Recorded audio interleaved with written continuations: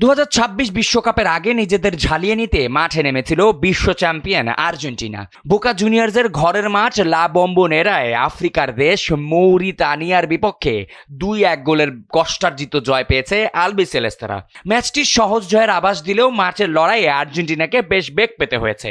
প্রথমার্ধে দলের সেরা তারকা লিওনেল মেসিকে ছাড়াই দলের একাদশ সাজান লিওনেল স্ক্যালোনি।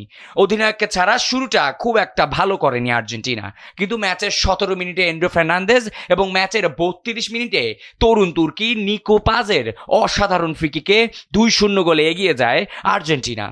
তবে বিরতির পরে দৃশ্যপটটা পাল্টাতে পারত। 2-0 গোলকে অনায়াসেই 3-0 কিংবা 4-0 করে ফেলতে পারত আর্জেন্টিনা। তবে মৌরিতানিয়ার লড়াকু ফুটবলে শেষ পর্যন্ত 2-1 ব্যবধানের জয় নিয়েই মাঠ ছাড়ে বর্তমান চ্যাম্পিয়নরা। বিশ্বকাপ প্রস্তুতির এই মিশনে জয়ের ধারা বজায় রাখাই ছিল আলবিসেলেস্তেদের মূল লক্ষ্য। আর্জেন্টিনার পরবর্তী ম্যাচ আগামী 1 এপ্রিল। সেই ম্যাচে তাদের প্রতিপক্ষ জাম্বিয়া।